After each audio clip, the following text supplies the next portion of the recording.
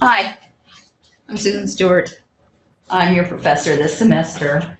My specialty is children's and adolescent literature. I've been teaching it for 18 years or so.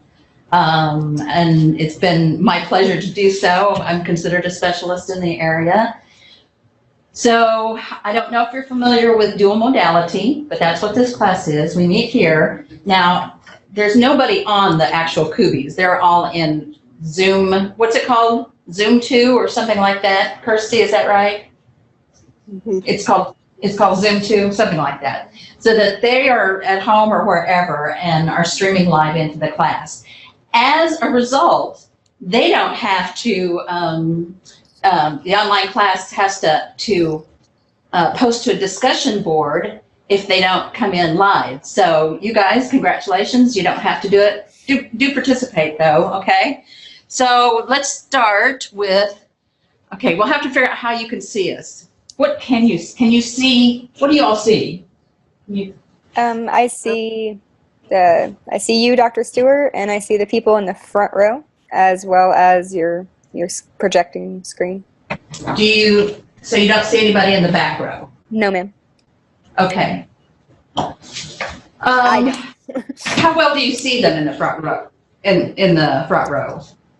Not really well. It's almost like I'm sitting in the back of the auditorium. Okay. I can see 4 people in the front row. Right. Same. And that's all that's there. For now, I'm going to have you guys join us until we get to know who y'all are. And if the Kubies were working and they could do that, the Kubies would be swirling and zooming around and going up and down, and it's very cool and very odd. They can see you. So these folks can stream in and they'll participate in the conversation. And Kirsty has done this before. What's your experience been with it, Kirsty? I like and it. You can be positive when I go. No, I like it because I wish I could be in the classroom, and I have 4 children, so it's not possible. So I feel like I'm there with y'all, and I like that. Yeah. So it's second best. Yes. Well, it's second best for us to have you here too. So if we can't have you here physically, we can have you here through streaming. So I'm going to have everybody introduce themselves. We have 1, 2, 3, 4, 5, 6, 7 people in the classroom live, and I'll have them introduce themselves and tell us a little bit who you are, where you are in the program, what you're up to. We'll begin with you. My name is Chris Fulbright. I'm just starting on my master's degree. I actually just graduated from Texas A&M Commerce last semester with my bachelor's degree in organizational leadership. And you come to the English department? Well, that's my passion, and I told myself I worked so hard and so long on getting my bachelor's degree while working full time and raising 4 children that I'm going to get a master's degree in something that I enjoy, you really enjoy. Closer to my heart. Okay, all right. So that's Chris or Christopher? Chris is fine. Chris, okay. And next we have Emily. Emily. Hello, Emily. Yes, we met at the beginning of Yes. summer. Yes. So I just graduated last May from Texas State University with my bachelor's in English. So it's my first semester in the master's program here. So I'm excited. This is a pretty good class for introduction because I'm not mean too much. Can confirm. Too much. Too much. I'm firm, mostly, but yes, everybody. I've seen almost everybody here and online, about probably 60% of everybody. So yeah, I'm a pretty good start for y'all, I think, because I'm somewhat technologically savvy. I do pretty good. We're all learning now with this new system, which is not it's not yet intuitive. So I assume that means it is not intuitive. Instead, I'm going to have to learn it and understand how it works in order to to understand the logic of the platform. And I'll get to that eventually, maybe next year. So, okay, Rachel. My name is Rachel. This is my second year in my master's program, and I'm here at Texas A&M Commerce. And I did have you for my first class, so I confirm this is a good first class to take. There you Good go. first professor. There you go. I'm Jill Lynn Cash. This is my first master's course here at Texas A&M Commerce. I have a master's in curriculum instruction already from UTA. And so, but like Chris, English is my passion. My first master's was a defensive move to keep my instructional coach job. And so this is where I want to be. Okay, very good. I understand that. You give up a lot to do this kind of thing. I know that. Because I am never going to be out of my debt of my, how much did it cost me? I came out with $80,000 for 10 years from my bachelor's through my PhD. That PhD is kind of expensive. And so I came out with a little bit of debt, and I will die before I pay it off. So there you go. How about that? All right. Hi, my name is Hayden Clevenger. This is also my first semester as a master's. I graduated in spring with a double major in English and psychology. Whew. But I decided to come back to English because it has always been my first passion. And I did the psychology to make my grandparents proud. And now I'm going back. That psychology will give you some nice background. I don't know all the kinds of psychology that you all did, but English studies steals from everybody possible. So it's historical, it's psychological, it's political. It comes from all different areas. Okay. Umberto. Hi, my name is Umberto. I'm in my second year now in the master's program. Are you in 595? Yeah. No, that's no. next semester, right? Okay. And then, are you about to do 595? Well, I need to talk to you about that. Okay. It'll probably be next semester. Okay. All right then. I'm Alex Bork. This is also my first semester as a grad student, and I just graduated with my bachelor's in English from here in spring. There you go. So there we have you all. All right. So you guys, we'll start with, is it Jennifer? Yes, ma'am. Would you introduce yourself to us, please? Sure. My name is Jennifer Ellison. This is, I'm taking 2 classes this fall, but these are my first 2 classes towards my master's.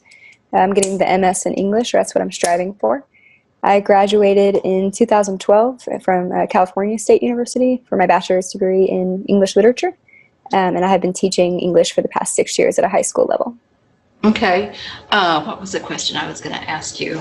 What did you first say? You said, what's your other class that you're taking? The British novel with Dr. Hayes or Mr. Hayes. Dr. Hayes. Okay. Yeah, Dr. Hayes. Anybody else taking that one? I am. Hi. You said that one was over full. It was actually one. Mine is 2. I opened up sections in order because we've created this online master's program, but it's not all professors want to teach online. I don't like to teach online. This is the only way that I want to teach online. There's one other class that I do teach online, but it's meant for that and nothing else. So this is my way, because I don't want to write out lectures, and I don't think y'all want to read my lectures, frankly. So there we have it. And it's just so much, that interaction is so important. Now, the people at home do have maybe they may not have an advantage. They may not be able to speed through it, to speed it up. I don't know. But maybe, hey, we need to introduce our person of technical knowledge and abundance. Can they see me? Probably not. Okay. Shout it out. Okay. Hello, my name is Hyun Lee. I'm from South Korea. I just got my master's degree in applied linguistics in the fast spring semester from Texas A&M Commerce. Now I'm pursuing computational linguistics certificate. And as you can see, I'm Dr. Stewart, technical assistant. So if you guys have any trouble watching video lecture or technical issue with e-college, D2L, then just don't hesitate to shoot me an email. I'm going to be a great help. Okay, very good. Very good. So he knows his stuff. I don't on that area. And he knows a lot about linguistics. Okay, where were we? Okay, Kirsty, you kind of introduced yourself, but go ahead and do it formally. Okay, I'm Kirsty. I'm in my second year of my master's program. Graduated with my bachelor's degree from A&M Corpus Christi, and I think it was 2012. I've been teaching reading and writing to 7th graders here in Victoria for the last 5 years, and I have 4 children that you'll probably hear screaming in the background. That's funny. Maybe. I try to mute it when I hear them. Okay. Lupe? Hi, I'm Lupe, and I'm probably the oldest person in the class. I graduated from Purdue long time ago, and with a BA in Spanish, and I have been a bilingual editor and proofreader and curriculum writer. Right now I am 18 credits into my master's in English. I started out in linguistics, but I found I wanted to pursue the English. I really like that, the classes, much more than the linguistics. But linguistics is pretty exciting subject too. So I'm glad to be here and participating in the class. I really like to listen to the lectures, much more than getting written lectures. Yeah. Yeah. And then, did you say Jill? Is that right, Jill? Yes. Okay, go ahead and introduce yourself. This is my first semester for my master's. I just graduated from Tarleton State University with a psychology degree. But that was because I started that in the 90s and almost finished it. And so I just went back last year and completed that degree. But my passions had changed over the years, so that's why I decided I want to go with the English master's. Okay. Now, does anybody in here have a 4:30 class? You do. Okay. What class is that? Cultural rhetorics. Okay, very good. Just checking. All right. So it is very, very nice to meet all of you. We have a pretty. The way I operate going into a semester is that I think about it a whole bunch, like for a couple of months, if I have that luxury. And so I've thought about this all summer long. I kept thinking transformations. What am I going to do? And I've taught this course before, but I never teach the same course twice. Call me silly, but I have to keep myself engaged in order to help you stay engaged. And that's part of my philosophy of teaching. And I'm always running into new ideas, and I read scholarship all the time, so I'm always encountering different ideas through the scholarship I read. And then my goal is always to try to step out of the box for a little bit. So typically when we think of transformations in children's and adolescent literature, probably we think maybe of going from folk and fairy tales to novels to movies, like from Rapunzel to a novel, or to a picture book, or to Tangled. How many of you have seen that movie? Wow! Is it really good? I haven't seen it yet. I've seen it repeatedly. Okay, so I guess that'll be on my list. I haven't watched hardly any of the movies that we're watching, that you'll be watching this semester. I haven't watched The Giver. I watched Z for Zachariah. I kind of stayed back from watching the films. But we'll talk about that later. But sometimes, so we think of that, we talk about going from novel to film, so that, for instance, the Harry Potters or which would have been real easy. But I wanted, as I said, to get away from everything being traditional. So we're going to start the semester with something a little bit non-traditional. The first, we'll be talking about standard transformations, but when we talk about, for instance, Ruth in the Green Book today, we're going to talk about something a little bit different, because it doesn't have its origins in a story necessarily, but it has its origins in a true and real text that used to exist. And I've got a whole bunch of information for you on that. So I'm so glad that this PowerPoint came up because it's got all the links that will really make it interesting, I hope. So let me go back and I'm going to introduce some of the other people here. How have you been doing with the new? I don't like it.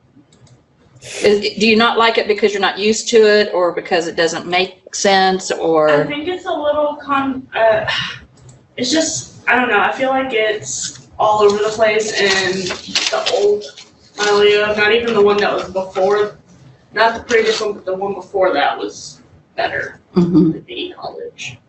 I always called e-college E. coli. But I had an easier time navigating it than I do this one because it's really challenging to make. You have to go through so many steps to get to what you want. Well, and in order for me to hook up the gradebook to stuff, I'm still struggling with that. And so I've taken 3 classes on this. And I'm not a stupid person. And I'm not illiterate when it comes to technology. I'm pretty handy with it. But apparently not this time. So this is Danielle Poole. She's master's, well, that's not her, very young. Master's student working on her CNI, supplementing with a certificate in children's and adolescent literature, married to an awesome guy named John, 2 children. John Carter, who just started 1st grade, and Charlotte, who is 9 days old today. How about that? Then we have Misty Stotts from Paris. Currently, I'm pursuing my master's degree in English. I obtained a bachelor degree in business administration. Hobbies consist of watching TV with my dog and swimming. However, English has always been a huge interest of mine. My mom taught high school literature, and that has inspired me to get my master's degree in English. Someday to teach at a community college. All right. And back to topic.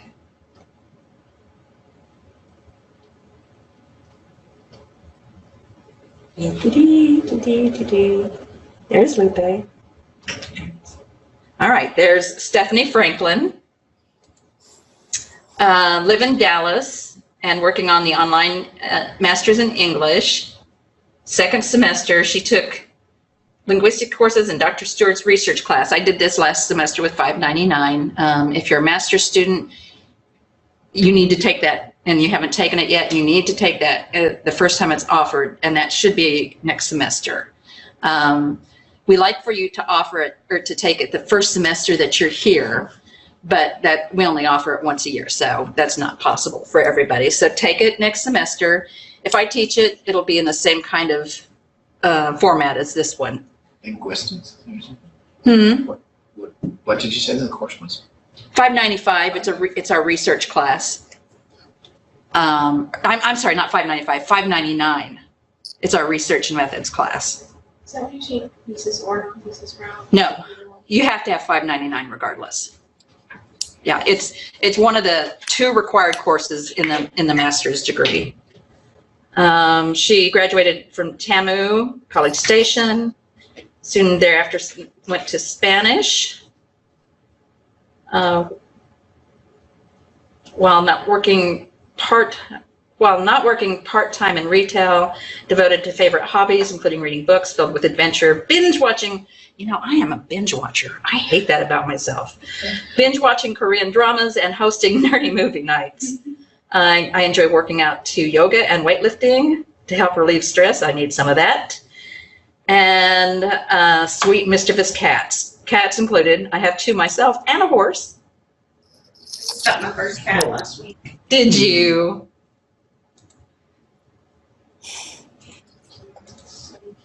That's a cutie.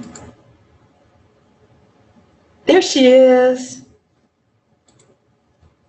And more.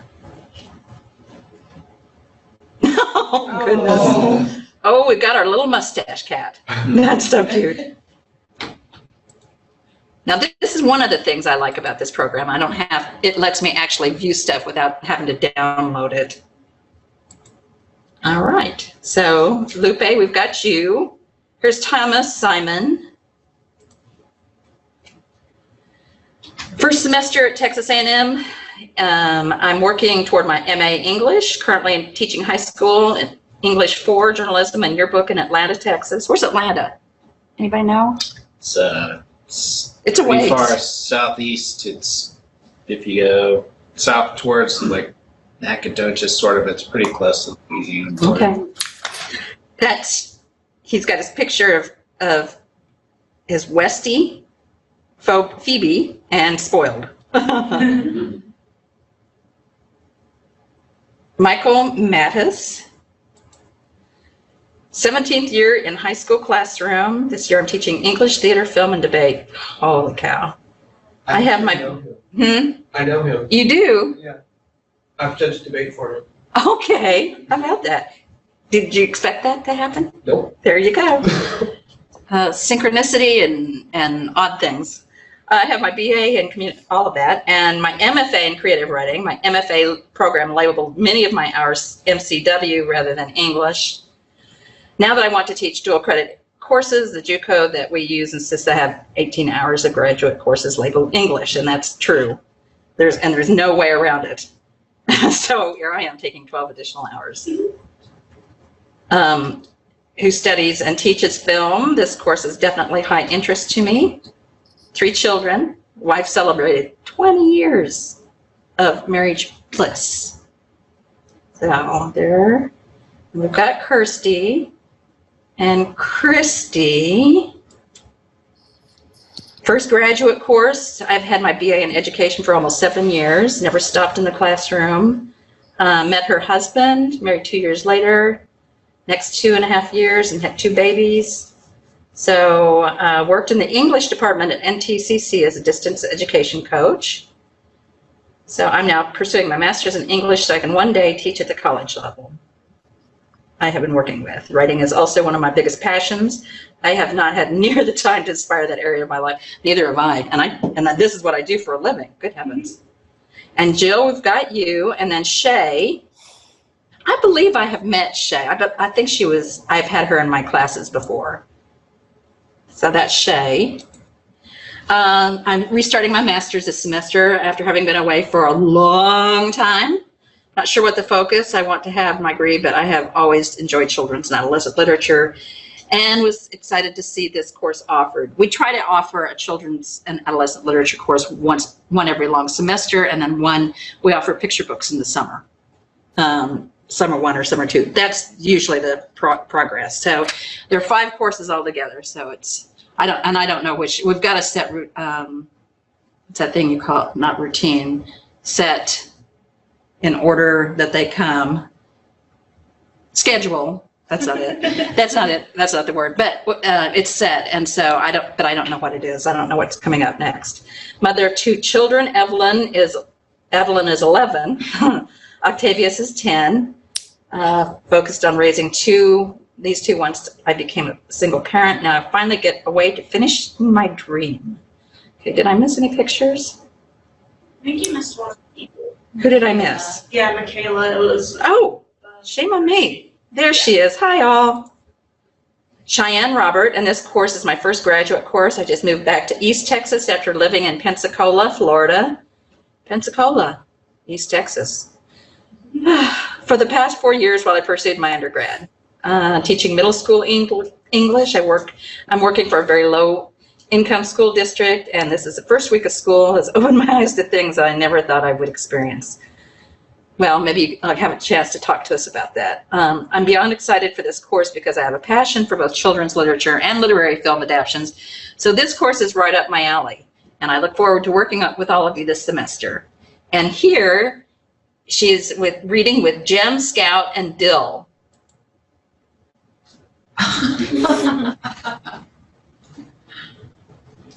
All right, so there we have our class. And welcome, very welcome to you all. And have patience with me as I figure out this thing. And then and I'll have patience with you as you figure it out. But if ever in doubt about getting something uploaded, email it to me. Because we couldn't trust eCollege last semester. So, that was the typical, I'd go in, look, and it wasn't there. And I know that people uploaded materials and it just would not show up. So let's see what's on my PowerPoint that I so spent many. So we've got our introductions to each other. Okay, we'll discuss the syllabus, and it's available to you, we hope, in this platform. Usually you can go to about everything for content. Now, I'm going to come in and look as a student. I'm going to show myself as a student. So this is what you would be seeing. Campus resources, don't go off of this site to go to the library, because sometimes going through one of these disables the ability to access articles and such. So open up a new page if you go to the library. Okay, so grades, don't have any idea how I'm going to attach the assignments to the grades yet. I've been working on it. But it's kind of a little bit like a story problem for me, and I did not do well in those. I call them the slow boat to China. If a plane is traveling 50 miles an hour north and a boat is going 50 miles an hour to the east, when will they meet? I don't know. I don't care. So content, we'll go to here. Is it an overview? No. Under table of contents. Yeah, it is. It's actually got its own name. I was just seeing what I remember here. Okay. So here's our syllabus, and you've got, I think I sent out a list quite a while ago, didn't I? Yeah, I did. So almost all of them are available on Audible or through an audiobook. The books I recommend for that are The Secret Garden, because of the dialect that gets used in that text. It is so pretty to listen to. It's hard to read and pretty to listen to. Let's see.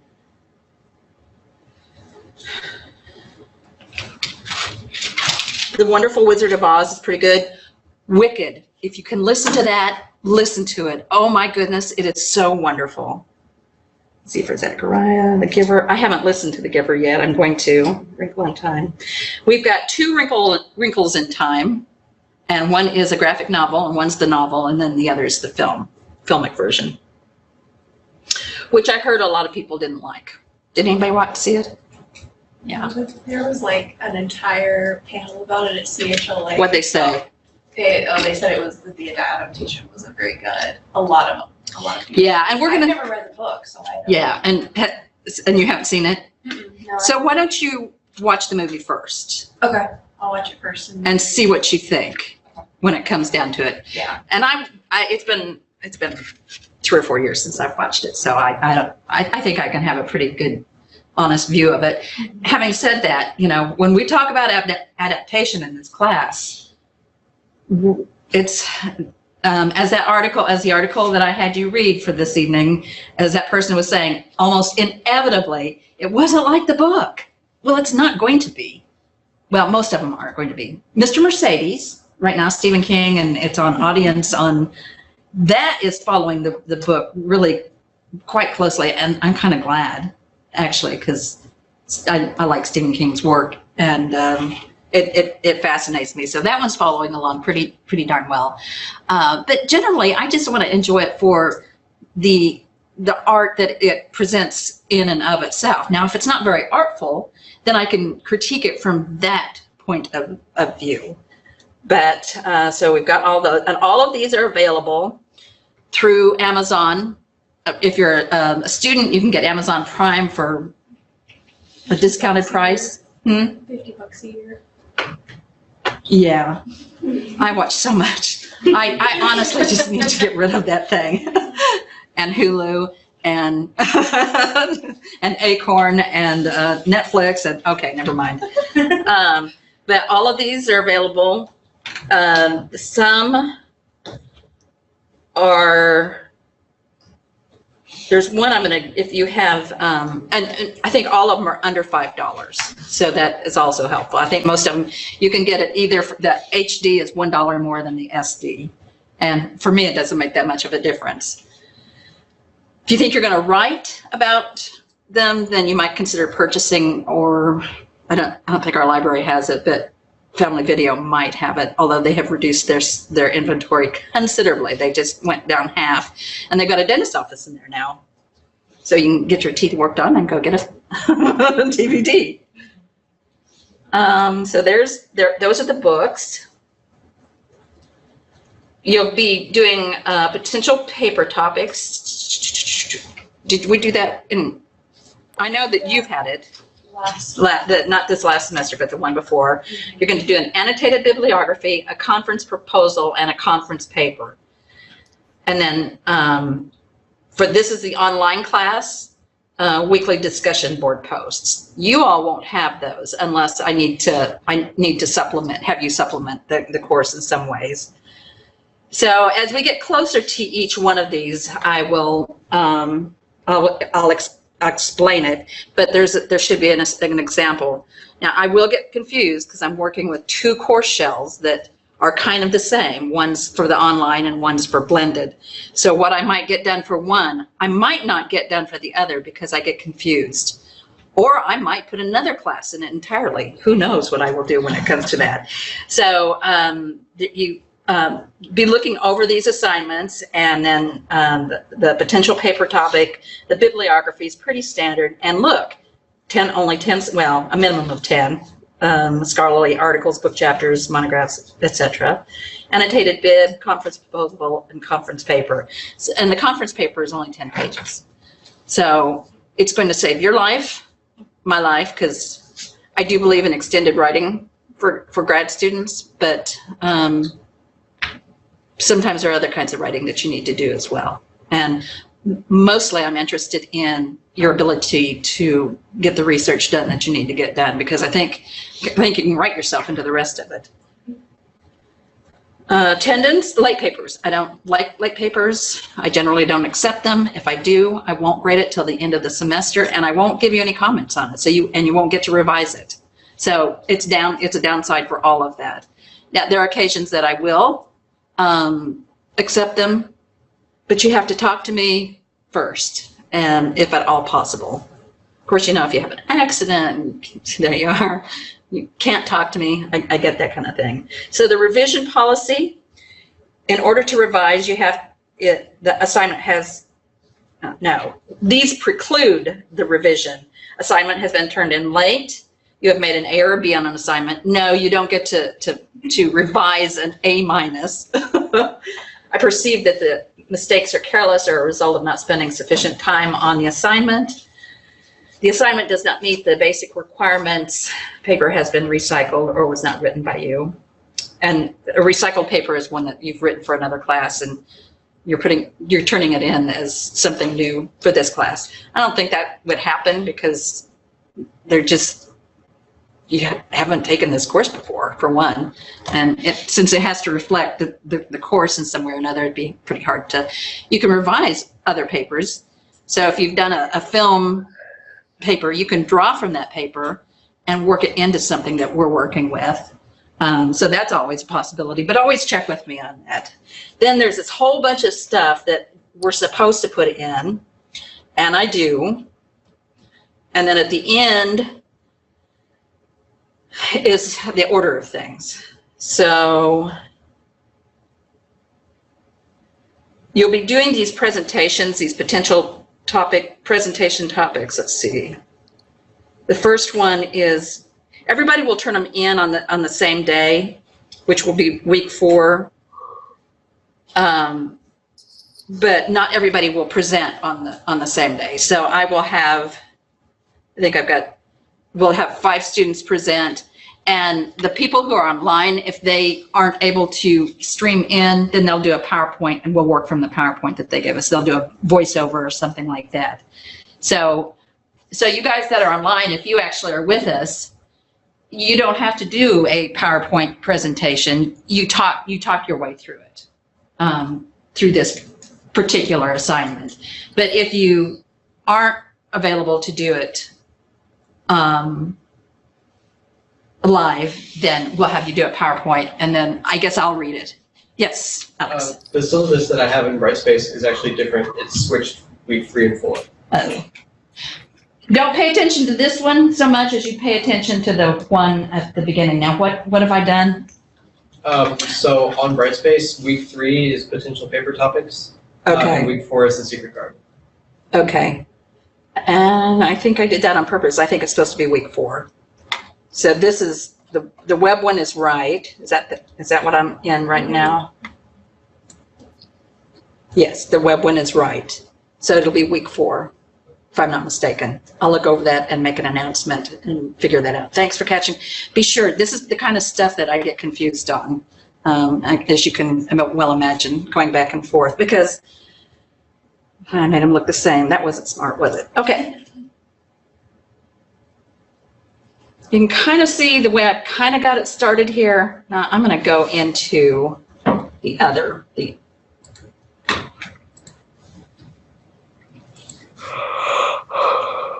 Somebody yawn. Who yawned?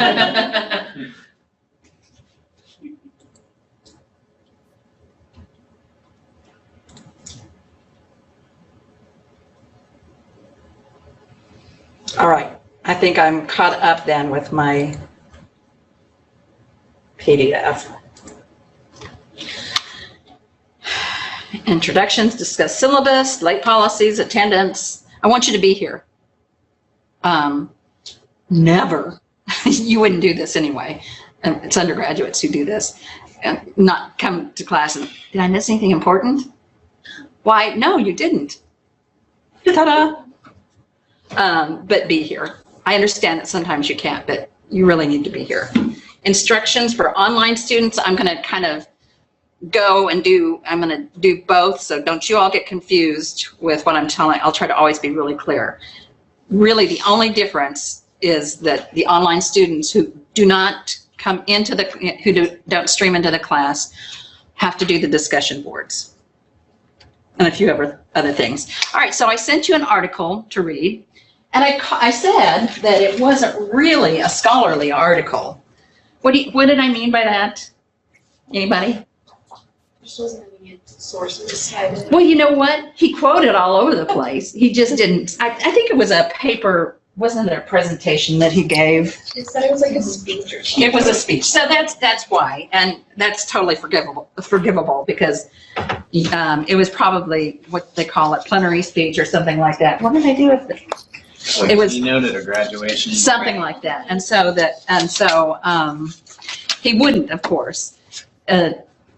I would have thought they would have had him revise it and actually include the works cited, but they didn't. This guy's really famous though, in film studies. Who's done film studies in here? Anybody? Taking Dr. Duchovny's classes? I'm taking that on Tuesdays. Okay, and what is that one?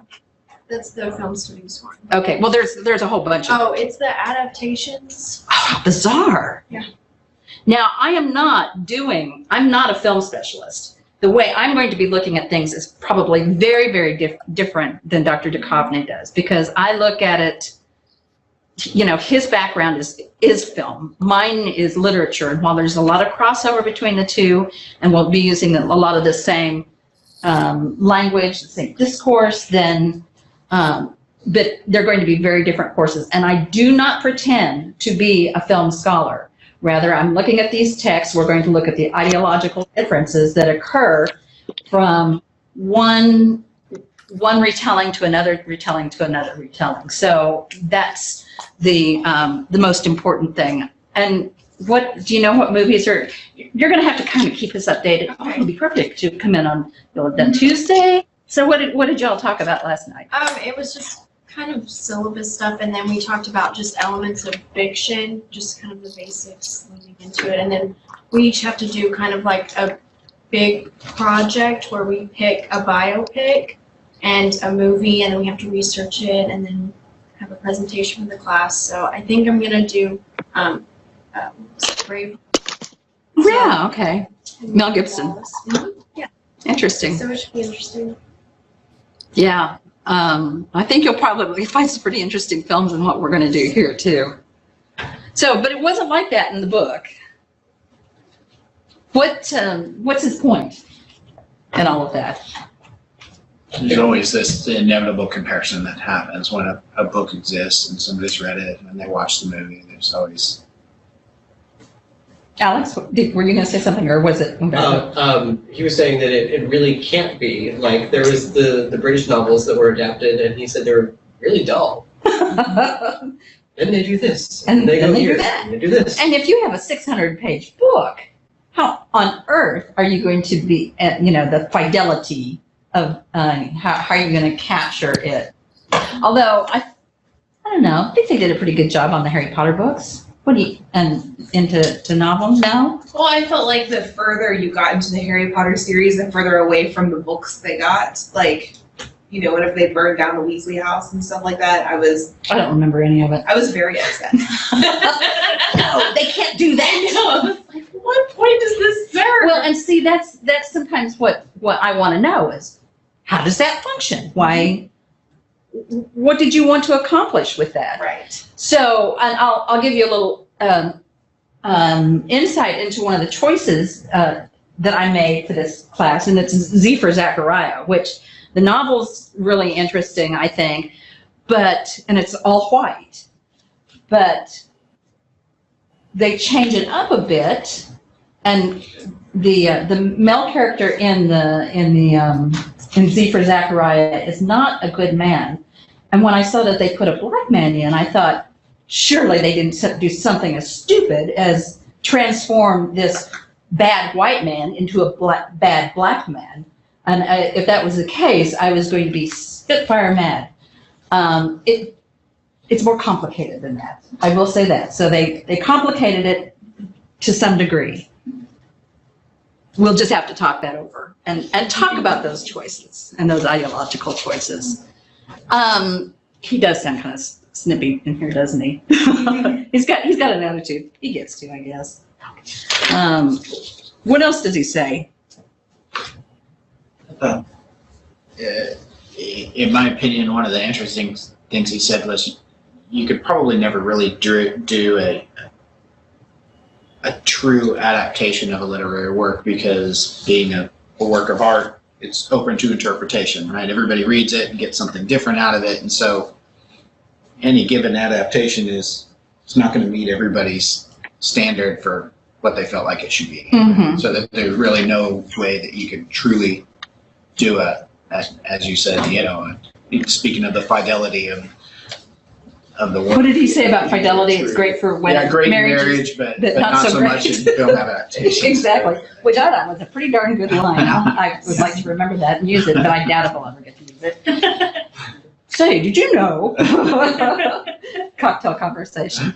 All right, yeah. Well, how many of you have seen Shakespeare plays in some form or another, whether it's been adaptation to a film?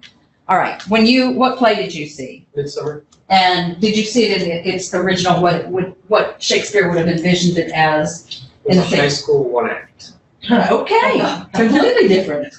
It was good though, it worked. Yeah, and was it set in what Shakespeare imagined the time and period? Mm-hmm. All right, who else has seen Shakespeare? Yes? I actually saw A Midsummer Night's Dream in the Globe whenever I went to London on vacation. And they made some interesting choices.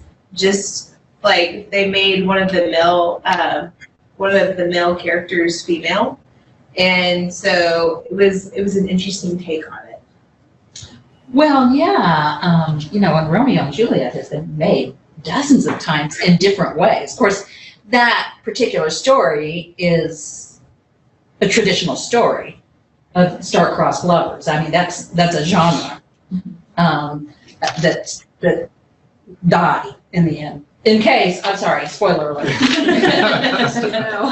And sometimes they put them and set them in different time periods, so they might be set during World War II or during the Roaring '20s or something like that. If it's appropriate, I could see a Shakespeare comedy being set in the Roaring '20s. something in along those lines. Anybody else? Have you seen Shakespeare that's been a different production of it? I've seen movies. Well, and that I've counts seen too. two of the Romeo and Juliet movies, and then I saw Two About Nothing. And you also have 10 Things I Hate About You for The Taming of the Shrew. Oh, I didn't know that. And what you that was. have O for Othello. Yes. Where's the stool gone? You have The Lion King for Hamlet. Yeah. Okay. I never watched The Lion King, so I didn't. Well, and then you have the several different versions of Hamlet, like the one with Patrick Stewart and then the one with Mel Gibson. Yes. And Kenneth Branagh. And then Othello with Kenneth Branagh, which I mean, I love it when he does Shakespeare, and they keep the same the same dialogue in it. It's taken from the play and very directly, quite frequently. Yeah, he's a Iago in Othello, or yeah, pouring the poison in Othello's ear. So for us, we can talk about, we can compare whether we can't help but to compare it, just to make some kind of judgment on which one we like best. Now, that's not going to be the case with everything, because when we look at folk and fairy tales, which are really short versions, and then they get turned into 200 or 300 page books, you don't compare it to the folk and fairy tale that it originated from. We think of it in different terms because we expect it, because you can't have you can only have a short made from a folk or fairy tale that and they're turned into full-length movies. Snow White. What all do we have of our folk and fairy tales? Snow White, and I've got A Tale of Terror that I might show you a little bit with Sigourney Weaver in it, and that is one evil movie. Interesting, really interesting, very psychological, just like it's supposed to be, because folk and fairy tales are very, very psychological, dealing with parental issues and Oedipal issues and all of these different kinds of things, and dealing with the mirror and looking at oneself and that reflection that Lacan, the psychoanalytical approach, brings to it. So we've got so Snow White, Cinderella, Little Mermaid. I love Cinderella with the Rodgers and Hammerstein musical. Have you seen it? Oh, yes. I love it. Beautiful? Yes. Beautiful. Of course, it's old-fashioned, but it's just a great story. Yeah. Well, and then, we've got Snow White and the Seven Dwarfs, the old one, where she's just so angelic looking, and never mind that she's going to be, she's sharing a home with 7 men. Right. While they are actually infantilized, they're still males, adult males. So what do you think about that? And, nobody thought that's one of those things that's easy to go right over our head because we think of it as being innocent. I don't think there's anything innocent about Ariel and that outfit that she's wearing, or the betrayal of the sea witch, for heaven's sake. Or sleeping at the door? No. Is that what? No, she didn't. She does that in Hans Christian Andersen's version. All right, so we'll talk about it wasn't like that in the book a little bit, but that's not our main concern. Rather, we'll use that as a jumping off point to say, okay, so what are the things that are going on here that create the need for these kinds of changes, or why might they do this? And remember that when you're talking about a film, you're talking, a film is such a composite of people putting things together, the actors with their interpretations, the writers, and you get maybe an extra writer comes in, maybe they fire one, maybe they fire a director, maybe they bring in 2 more. The editors, man, they do a job, because you think about what they used to do is have the on the cutting room, they literally cut the film when they had film instead of digital. I don't know if they do film anymore at all. No, Not really. in the past. Now that's going to be one of those, artsy, unique things that they'll advertise. Yes, it was shot, an actual film. We'll be learning quite a bit of terminology because, and I use the term lexicon, because I want you to have the language necessary for what happens in what goes on with these films. So we're calling it adaptation. While the article that you're reading next week is transformations, which I didn't. When I created this class, we call it transformations because we wanted to have some leeway in how we created the class. I think basically we had in mind that we wanted to do folk and fairy tales to film, but then we did lots of things. We found out what a rich area of these transformations we could play with. So I want you to have access to that language. That's part of being a scholar and being an academic and being a grad student. So you don't get to say, just don't use that. What do they call it? What's the negative term for lexicon and terminology? Special jargon. Yeah. Don't refer to it as jargon. This is our language. We get to own it. We pay a lot of money to learn this stuff. Own it. Like I said, I'm never going to get my own paid off.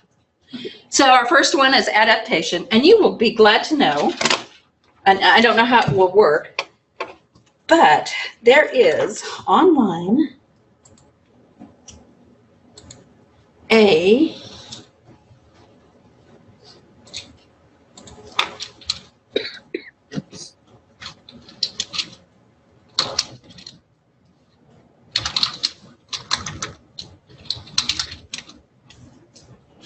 me. Oh, no, that's you. Okay.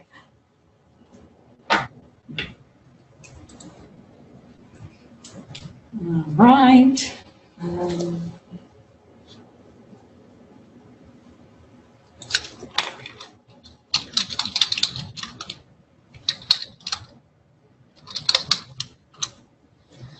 There's in our own library, and it's online and available to you, and it's available to everybody as long as you don't check it out.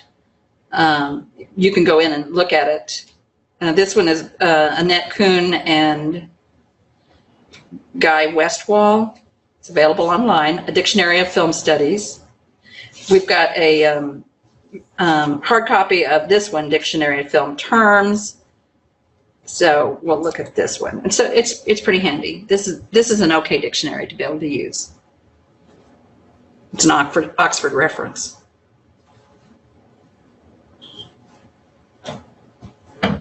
So you can go in here and, for instance, there's, imagine that, adaptation. A pre-existing work, often literary or theatrical, that has been made into a film. But it's not, we're going to broaden that quite a bit because it can be made into a book, a fairy tale that's made into a book. All kinds of, here's a statement for you. Everything is an adaptation. Every little thing. We are adaptations. We'll talk about intertextuality later on this semester. And basically intertextuality in the literary sense means when one text refers to another. So when I say, going down the rabbit hole again, what does that mean? Have you thought about that? Chasing rabbits down the rabbit hole? Well, it's Alice in Wonderland. It's a reference to Alice in Wonderland. Exactly. And what does it mean?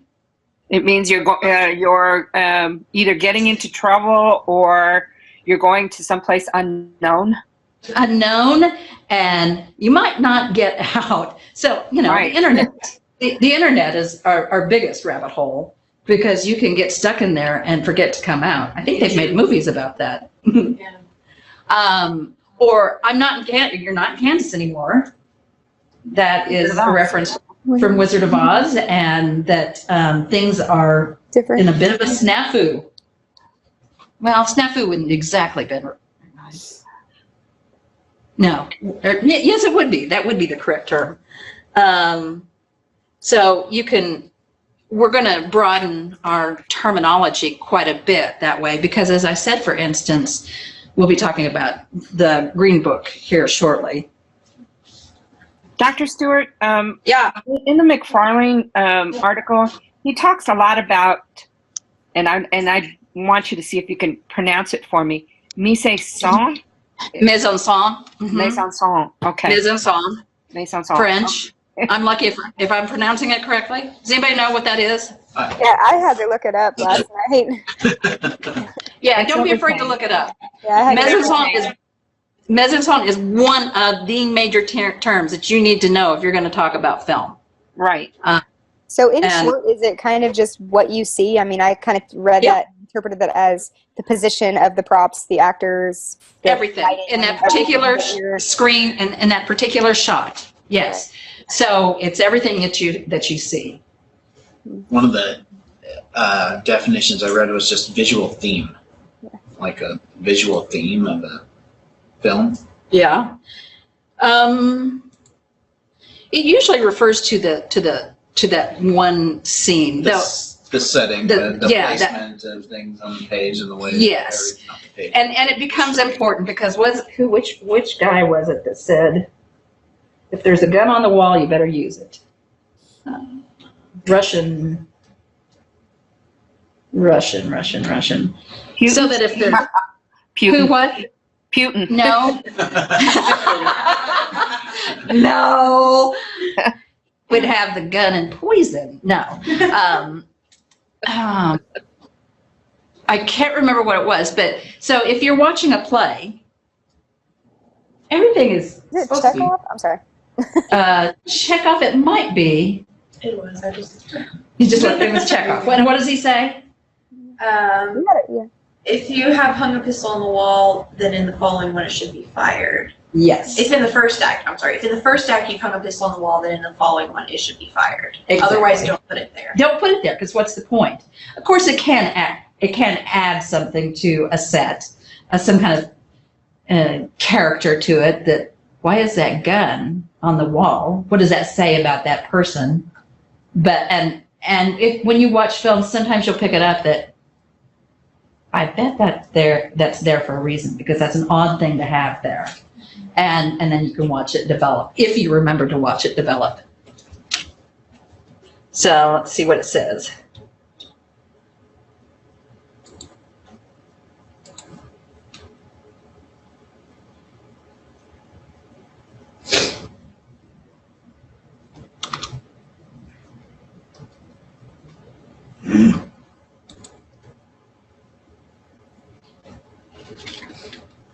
Yeah, this is in the library. It's called Dictionary of Film Studies.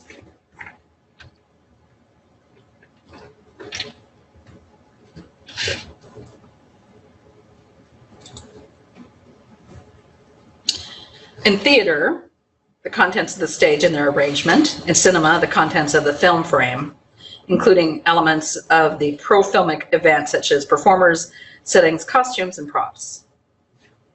Also refers broadly to what the viewer actually sees on the screen: lighting, color, composition, iconographic aspects of the cinematic image. So yeah, it's what you see.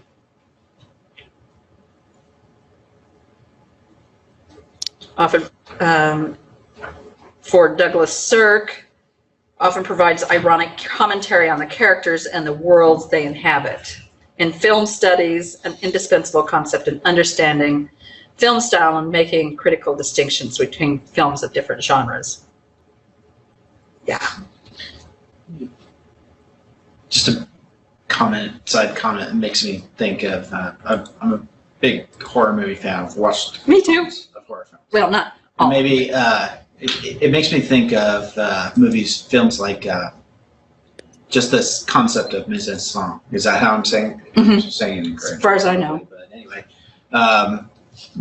French was never my forte. But films like Dario Argento's Suspiria, there were these very colorful films. Everything was kind of very disorienting A little about, fragmented. it was just not quite, things not quite right about each frame, and just, that's a really great film, I think, to have, you know, a good idea of how, you know, something can be framed in order to elicit a certain response, you know, and it's all very tied to, the effect of the film is very tied to the way that the presentation is in the screen, right? It's very much, it's like, you know, in my opinion, 30% story and 70% is that song, right?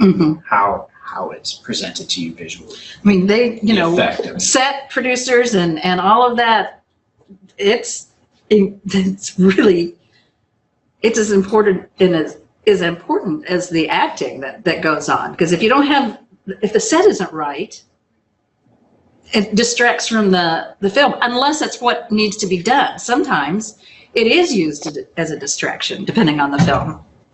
So these are some terms I want you to pick up. I'll probably find others as we go along. And I picked up a couple in ours, which I'm going to add to it right now, which is fidelity, and what was the other one? I think I underlined it. It was mise en scène. Will this presentation be available on the Yes. right space? Yes. I'm so glad that that's not how that gets spelled. So glad that this came up, because you can see I really needed this PowerPoint for this discussion today, this lecture. All right, so I want you can look these terms up. The gaze, the look, that comes from Laura Mulvey. That's been discussed quite a bit, and it usually refers to how females have been portrayed in film, about how they are the attention of the gaze, the look by the male audience. But it's much more complicated than that, because men are also part of that on film. You get these big hunky guys. Jason Momoa. Yeah. And so tell me that, you know. And so it works with both men and women about who's doing the gazing, who's being gazed at, who's being commodified, kind of, or what is it when you objectified, thank you, commodified and objectified sometimes. Distanciation, which is in folks that do fantasy would know it as defamiliarization in part. Diegesis and fidelity, as I said. So you can look those terms up, and I'd like you to have a handle on those as we continue with the class. What? All right, so if you did not know it, you can go to our library and you can go into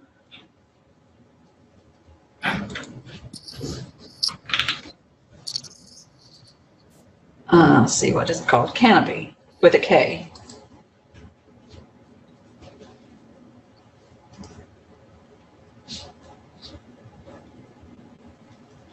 Oops, that must be in the wrong place.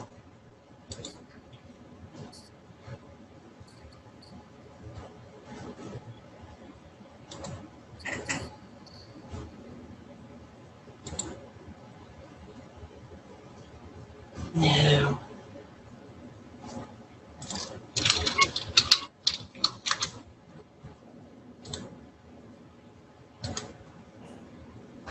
Go to databases, go to K for Canopy.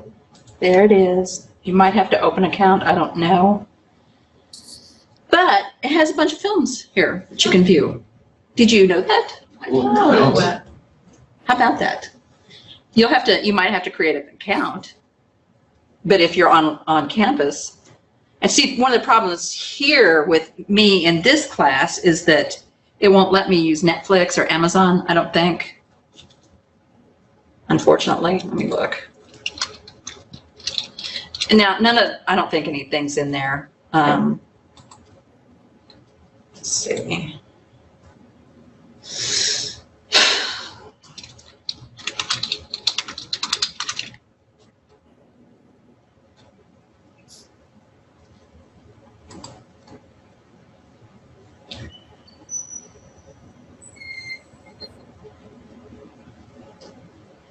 What am I looking for? Departments, Amazon. It's movies. Prime Video. Thank you.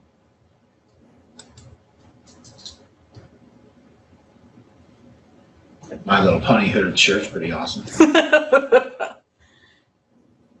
I don't know if it let me even go in there. Raised two girls. I mean, Maybe it we're will. not very taste. Maybe it will. Oh, wait. Don't let me forget to sign out. That's not how we watched this movie last time when we watched. I had it on DVD. Oh. Oh, whatever. I have to remember another password again to go back in it. I don't know if in most of the computers on campus, it won't let us watch Netflix and Amazon Prime and for copyright issues, I'm sure, even though it's educational stuff. But yeah, you can look all through here. How about that? Who knew? Metropolis. Oh, cool. Uh-huh. Nice. I just saw the dude with the killer mohawk and it's making me really happy. I Loving Vincent. He's so good. With an increasing number of people who are suffering from environmental illness and modern world is full of unseen threats. Oh, okay.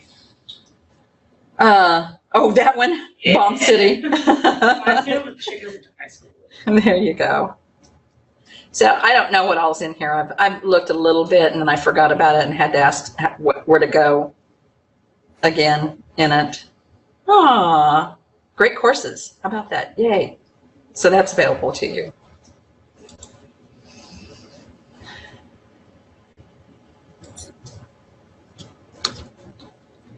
Oh, I know what I was going to do. I was going to show you, when you have time, I would do this. I'd take a look, real quick look at it.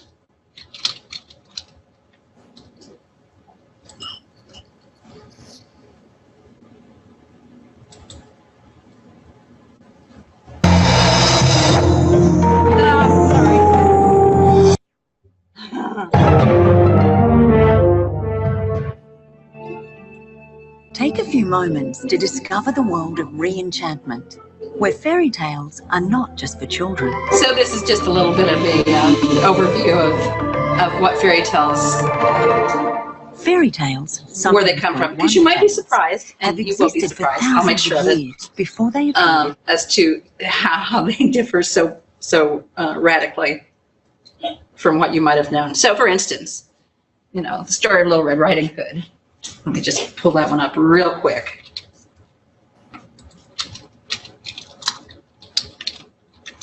Tell me the story of Little Red Riding Hood. Going to Grandma's house Mm-hmm. through the woods. Mm-hmm. Grandma's been eaten by the wolf. Mm-hmm. The wolf is dressed up as Grandma, Uh-huh. waiting for Little Red Riding Hood. Uh-huh. There are a whole bunch of different versions of it. And the woodcutter comes in, kills the wolf, and gets him out, right? That's one of them.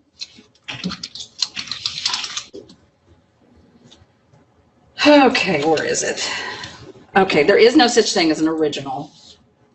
We don't know what those are. She does a striptease, basically. Oh. Yeah, oh. Story of Grandmother, that's what it is.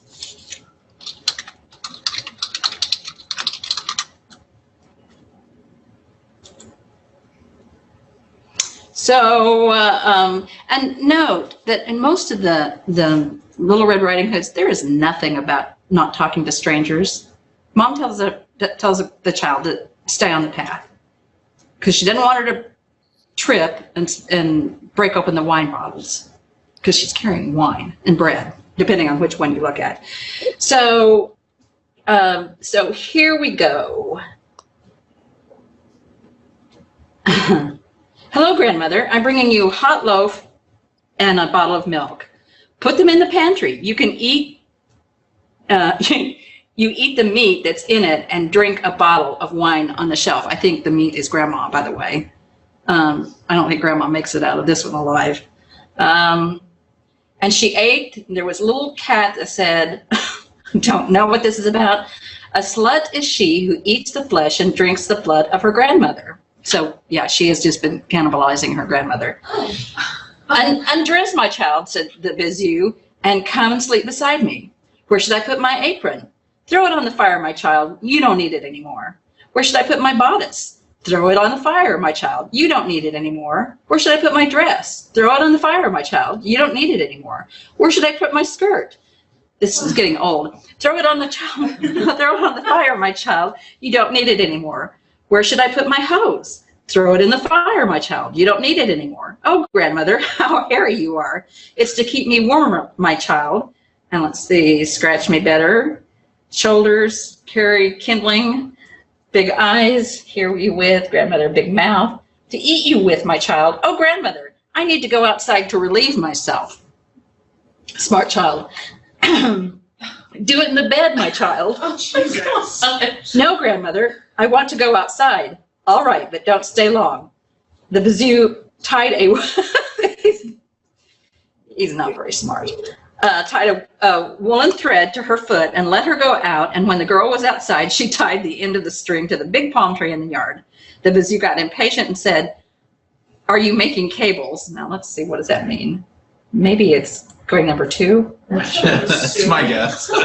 When he became aware that no one answered him, he jumped out of the bed and saw that the little girl had escaped. He followed her, but he arrived at her house just at the moment she was safely inside. The end. What's the origin of this version? Is this like the earliest? Oh, it's just one of the many. So it's Vizier, it's French. Yeah. So we can't even call these adaptations. They're, you know, they're well springs of these stories that get told in different ways, but there is no such thing. So when you hear about the Grimms and their fairy tales, they said that they went out and gathered these from the folk tales. Volk, like Volkswagen is the wagon of the folk, the car of the folk. So, and I'm not any good with German at all. Kindermärchen or something like that is what he called them.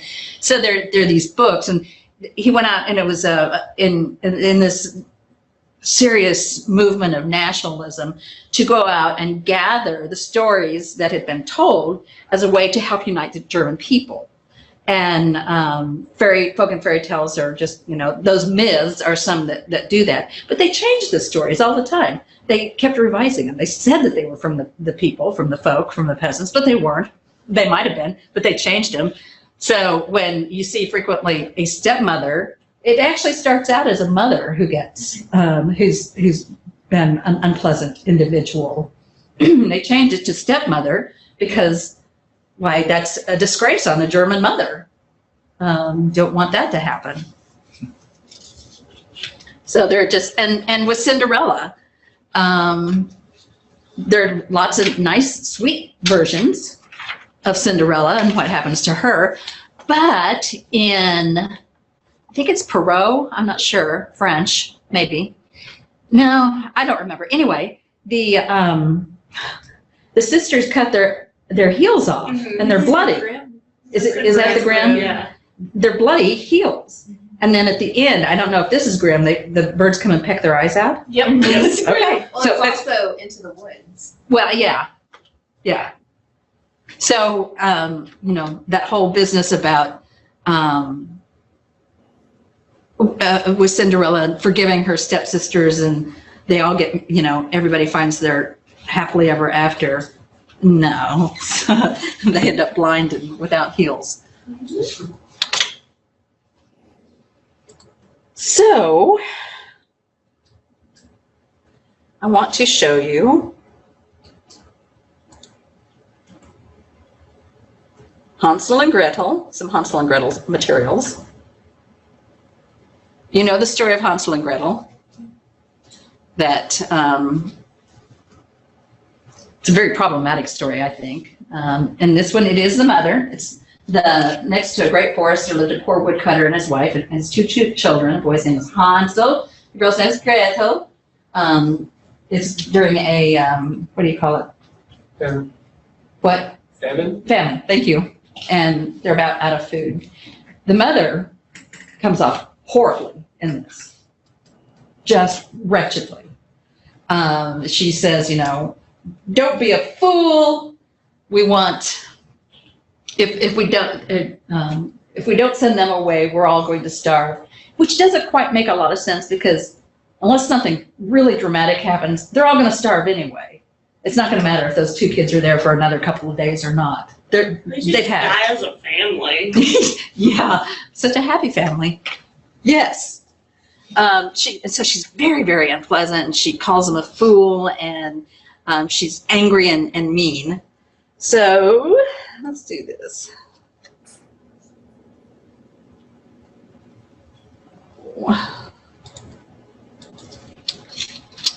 Hopefully it'll let me in this time.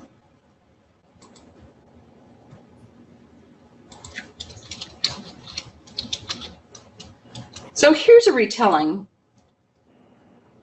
Whoops. Is that the one that you have online? Oh, is it online? Yeah. Imagine, you know, I did something right. Now, which one is it? There it is. How about that? All right, here we have Hansel and Gretel. So, see some pretty interesting things going on with this. At the edge of a large forest lived a poor woodcutter with his two children and their stepmother.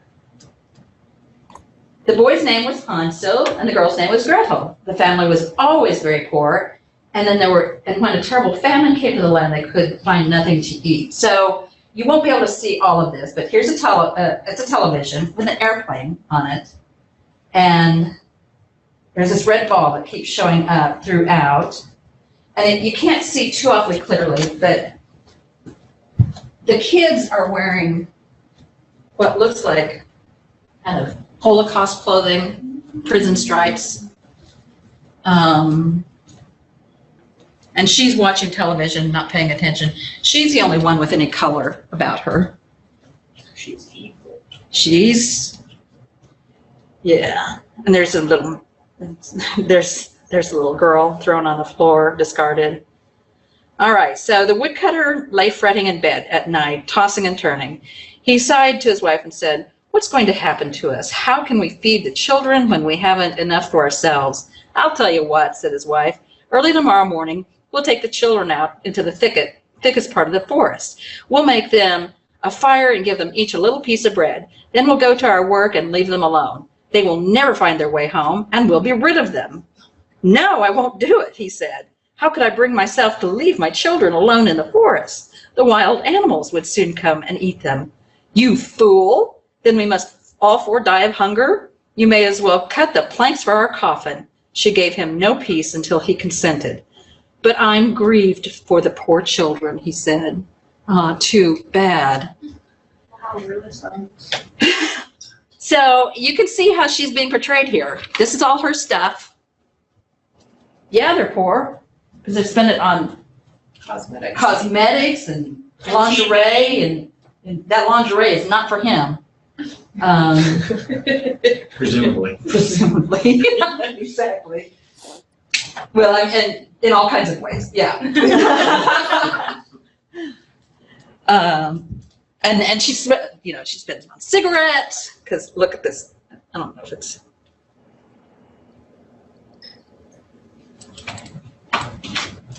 Oh, there she are. All right, you're going to want to pay attention here. Oh, look at those nice red shoes. You're going to want to pay attention here about this in particular. And here, if you can see it. Let me see if I can make it bigger. Yes, I can. All right. All you online, can you see what's going on? Mm-hmm. Can you? Okay, good. I can see it, but it's not. It's like I'm way away from it. Okay. Well, it is available online. I may not have it in your section. I'm not sure which one it's in. All right, so we know the story that they go out and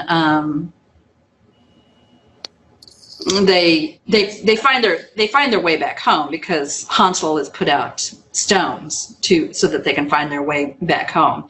The famine goes away, everything is fine again until another famine comes along, and then she's back at it once again, and she sends the kids back out, and this time it's bread that they drop, and the birds eat even the birds have more power than these kids do.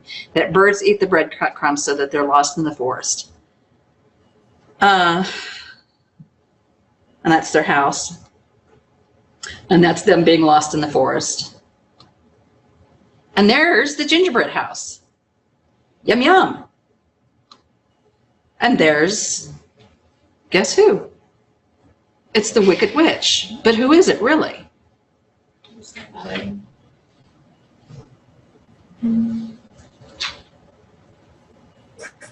Do you see it? Yeah. It's foreshadowed, literally. Literally. With shadows. Oh, there you see her in her fancy coat, and she's smoking a cigarette.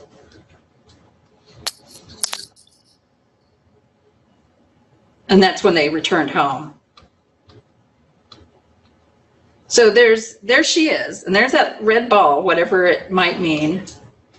And there we have them locked up, locks Hansel up, and they give the witch the chicken bone to fool the witch, and finally Gretel shoves her big butt into the fire, into the oven.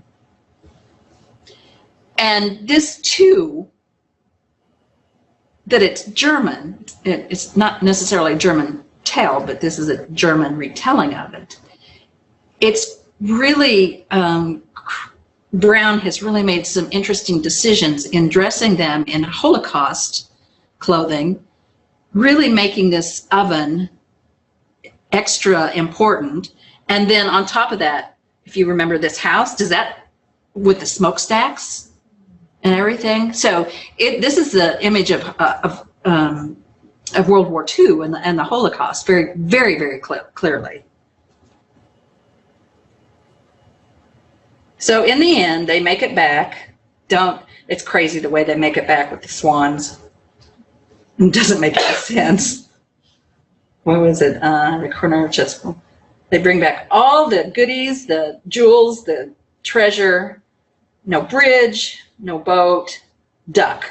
There's a white duck. Little duck, here stand Hansel and Gretel. There's no bridge upon our track. Take us over upon your white back. And so it does. And they come home, Dad's home, brings home the riches. Yay! Stepmother's gone and dead, deceased. But you know what? He's complicit in this whole thing too, but he gets rewarded. Which really bugs me. Also, what happened to the smokestacks? Well, you know what? It's no longer. That's one of the things that we get to talk about in what happens in this transformation from a fairy tale of abandonment, which is one of a child's most basic fears. I still have it. I still dream about losing my parents. They're really old, so I have good reason for it, and I worry about them every day. But I still worry about them. And so that whole abandonment thing, it runs through, it's part of our DNA practically. So that whole Freudian strand runs through this. What was the question? Was there a question with that? Why I brought that up? See if I remember. That's the first time I've lost track tonight. Whoa! And it's 9 o'clock. So I was talking about abandonment and some of the things that, the choices that their basic fears, the kids' yeah, the kids' basic fears. That's what's being portrayed in this, and of course, so we have to have somebody who's going to take care of them. The duck's not going to do it, and so they'll probably be a better parent. I think so. At least Duck isn't going to go out abandon them. Oh, but I feel so sorry for them. Not once, but twice. Exactly. Twice. And he's henpecked. So the choices that get made here, the women are most unpleasant in any of the versions that you get a hold of. And Dad always comes out smelling like a rose. And it's pretty easy to see the mother and the witch as being one and the same. And that's kind of a doppelganger effect going on there. And actually that happens quite a bit in folk and fairy tales. Whether somebody picks up on it or not is a different story. Now, we have other versions. Oh, if you get a chance, this is a really lovely retelling or telling of Hansel and Gretel. He's got a great Hansel and Gretel. So just in case you want to listen to it. So you know what's coming up now. Film.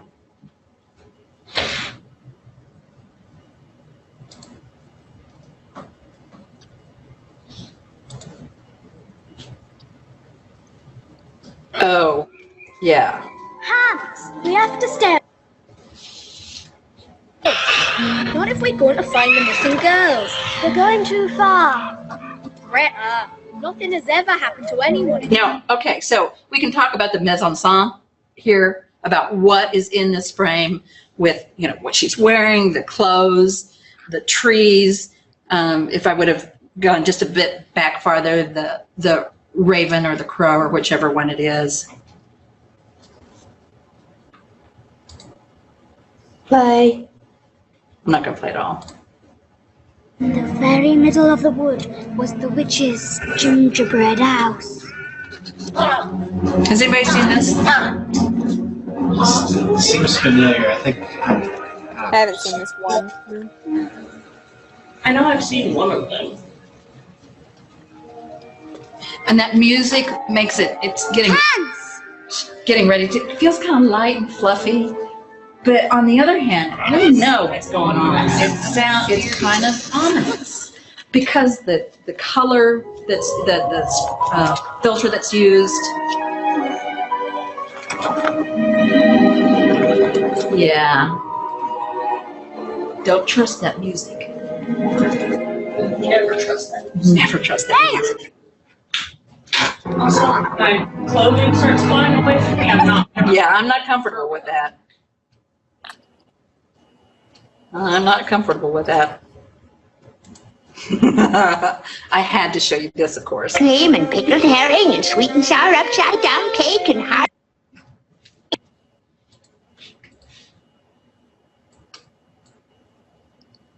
Come on. Come on. You can do it.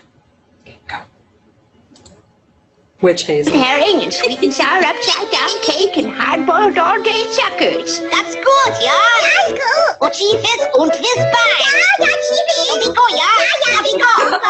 Come, kiddies. Let's go eat the goodies, the goodies, the goodies. Let's go eat the goodies. La ta ta ta ta. It's good, ja. Oh, ja, it's good. Ja, ja, it's good. Und yummy. Oh, ja, und yummy, ja. How do you do, sir? I am the truant officer, madam. And pray, what are your names, my poor children? My name is Gretel. And my name is Hans. Run for your dear little lives. She is a witch and means to eat you for her supper. Ach, und Himmel! Your mother rides a vacuum cleaner.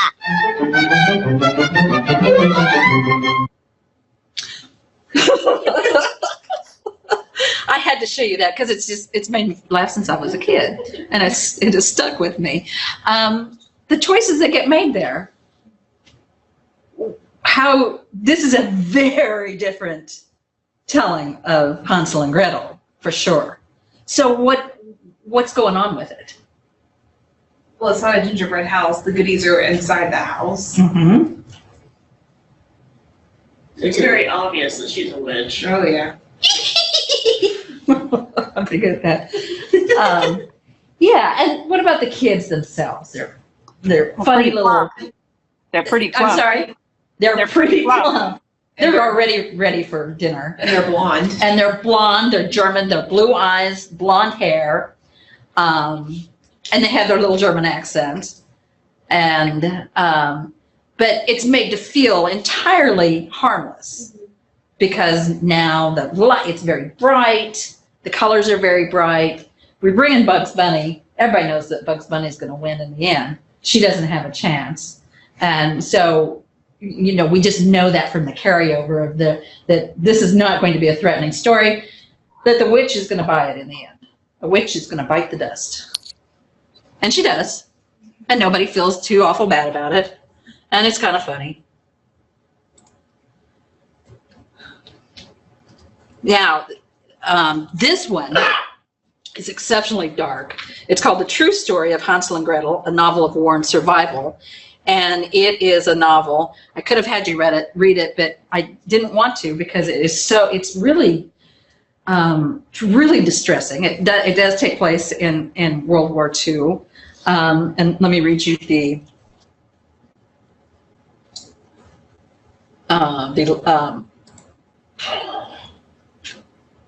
that summary. Yes. In the last months of Nazi occupation of Poland, 2 children are left by their father and stepmother to find safety in a dense forest. Now, see, here's a really enormous flip. So instead of abandoning the kids because the parents are in danger of dying of starvation, they're taking the children to a forest. And what does a forest signify sometimes, especially German forests?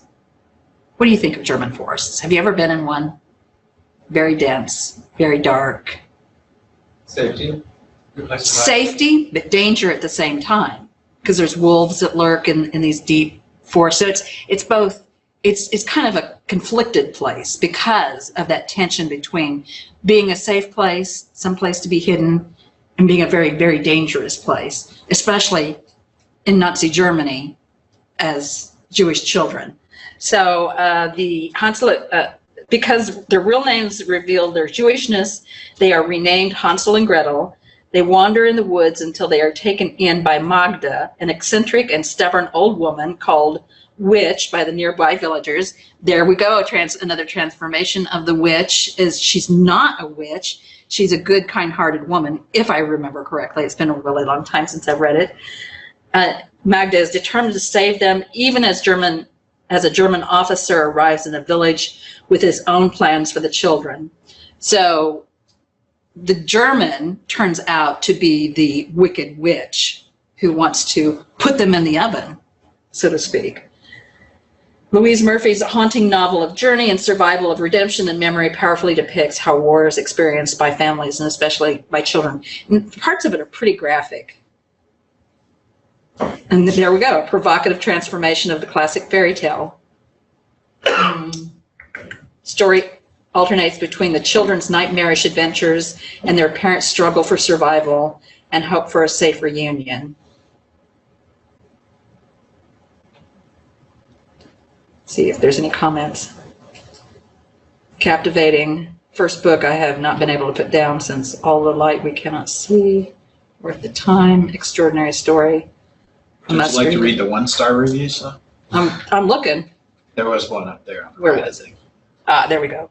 First part of the book was extremely confusing, while the second part was too frightening and grisly for my liking. It is grisly. There's a lot of blood in it. There's one of the German soldiers is kind of depicted as not a real vampire, but characteristics of a vampire and his engagement with blood, and which goes along, I think, with the experimentations of the German doctors at that time. It's pretty gruesome in some parts, very distressing. So I didn't want to read that. We're going to read a crazy enough one as it is. All right, so here we got these choices and those transformations that you would have seen if you read the novel, and they've become very obvious, and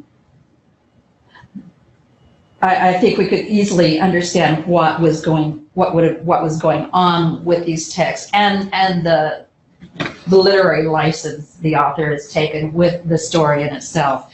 But that whole story of abandonment, it's told over and over and over again. And in fact, that's part of that adolescent literature to some degree. They have to be abandoned in order to grow up. Whether it's parents going off to work every day, parents becoming drug addicts or abusive, they have to leave, or there's something to them that makes them have to leave, to be by themselves so that they can grow up. Dropping them off at school by themselves. Dropping what? Dropping them off at school on a going to Hogwarts. That first day, dropping your kid off at school. I mean, yeah, exactly. What do you think they cry? Sometimes. I'm pretty sure I did. We're about half and half. So I wanted to bring to you, I'm hoping it will let me do this. Maybe it will and maybe it won't. Means I have to get into Amazon. Let me see if I can.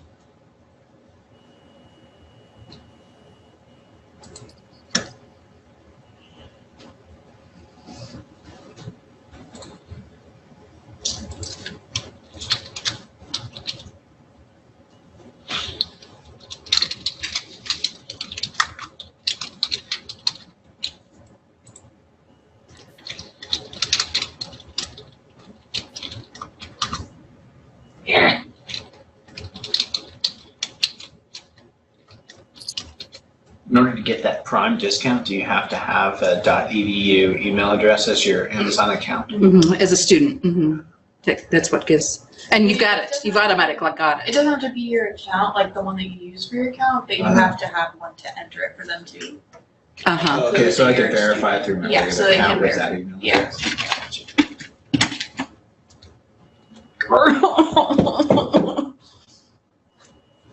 address. Let me do this.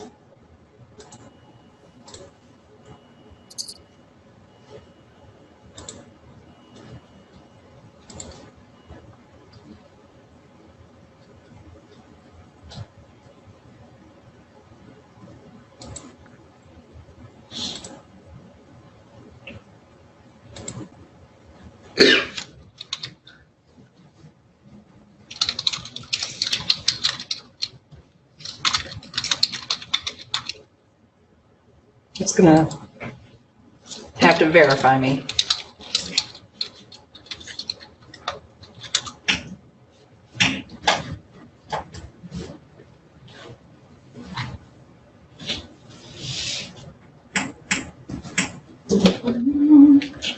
It's very complicated sometimes to be in life, isn't it?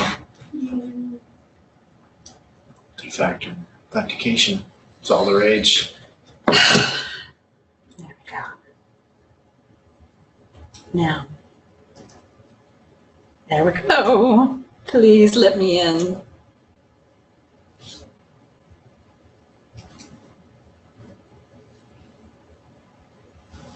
What? Oh, not that. Pinterest? Sorry. No, I don't want that. I want Amazon. Thank you. Please. There we go.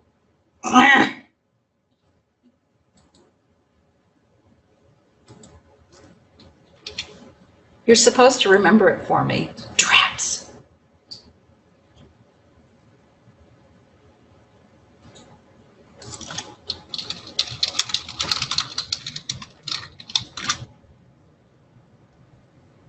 I have the actual book, if that helps. Yeah, let's do that.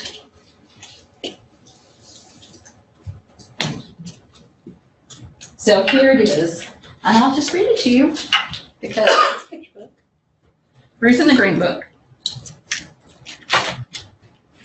The front cover part of it says, in the early 1950s, few African Americans could afford to buy cars, so this would be an adventure. But she soon found out that black travelers weren't treated very well in some towns. Many hotels and gas stations refused service to black people. Daddy was upset about something called Jim Crow laws. Finally, a friendly attendant at an Esso station, does anybody remember Esso stations? I do. Okay. It's all of them, creaky. Esso station showed Ruth's family the Green Book. It listed all of the places that would welcome black travelers. With this guidebook, and the kindness of strangers, Ruth could finally make a safe journey from Chicago to her grandmother's home in Alabama, in rural Alabama. Ruth's story is fiction, but the Green Book and its role in helping a generation of African American travelers avoid some of the indignities of Jim Crow are historical fact. So here we have the Green Book, and they're in the green car. Sorry, you guys will have your own copy if you bought it online. It was a big day at our house when Daddy drove up in our very own automobile, a 1952 Buick. It is the most beautiful color. Daddy calls it sea mist green. He bought it for his new job, but first we planned to go on a trip to visit Grandma in Alabama. I was so excited to travel across the country. I packed my own bag, and Mama said I could take Brown Bear with me for company, even though I'm almost too old for him. You see that they're getting ready now to take off. You've got yours. What is this book saying about this family already? Now, it's 1959. Jim Crow laws are very much in effect. The family's just bought this nice Buick. Doing pretty well. Yeah. Some money. They're doing okay. This is, I'm sorry? Oh, I just said they look like a successful family. Yes, middle class, upper middle class family. Yeah. And they are in the North. Now, North had its problems for sure. Where are they coming out of? Chicago, yeah. So Dad's in a suit, jacket, and coat and hat. I wish men still got to wear hats, and women too. Can you imagine me dressed in the 1950s out with my hat on and coming in with my little purse? That look lovely. And your gloves. You'd Have to have gloves. Pearls. I do have the pearls. As we drove out of Chicago, it felt funny to see the neighborhood disappear, and then the streets, and then buildings. I love all the green grass and hills and trees. Daddy told lots of stories about when he was a boy in Alabama. He made us laugh. Eventually, we stopped and had a picnic lunch that Mama had packed. She had been cooking all week to get ready for the trip. Now, when we went on trips, Mom would cook some, and we'd take an ice chest. But we never took everything for every day. We would stop. We stopped at Scottsbluff, Nebraska, at this restaurant every year when we traveled between Washington and Missouri, and we'd get open-faced hot beef sandwiches. And that was the highlight of the trip, practically. So after driving for a long time, we stopped at the service station to fill up on gas. As Daddy was paying the station attendant, Mama asked for the key to the restroom. The man said we couldn't use the restrooms because they were for whites only. Mama and I had to go into the woods. I was embarrassed, but Mama said the people who should be ashamed of themselves were those service station owners.